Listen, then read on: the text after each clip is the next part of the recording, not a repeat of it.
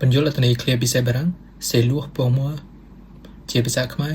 clear នេះអាចមានន័យត្រង់ផងនិងន័យធៀបផងជាប៉ុនន័យត្រង់របស់វាយើងអាចប្រើវាដើម្បីមានន័យថាអ្វីមួយគឺធ្ងន់សម្រាប់យើង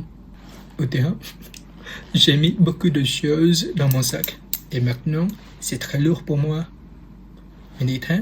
ខ្ញុំបានដាក់របស់ជាច្រើននៅក្នុងកាបូបរបស់ខ្ញុំឥឡូវនេះវាគឺធ្ងន់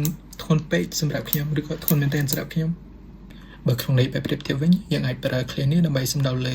ទម្ងន់ឬក៏សម្ពាធផ្លូវចិត្តដែលធ្ងន់ដែលយើងត្រូវលីសែងឬក៏ទប់ជាមួយនឹងខ្លួនយើងជារៀងរាល់ថ្ងៃវាអាចសំដៅលើទម្ងន់នៃភាពឈឺចាប់ឬក៏សម្ពាធនៃភាពឈឺចាប់ដែលយើងត្រូវស៊ូទ្រាំជារៀងរាល់ថ្ងៃឧទាហរណ៍ Depuis le décès de mon ami je ressens une tristesse profonde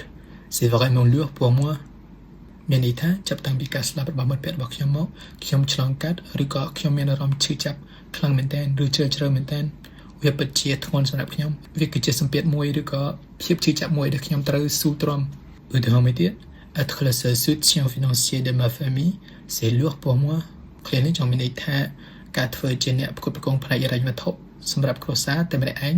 វាគឺធ្ងន់សម្រាប់ខ្ញុំឬក៏វាគឺជាសម្ពាធដែលធ្ងន់សម្រាប់ខ្ញុំ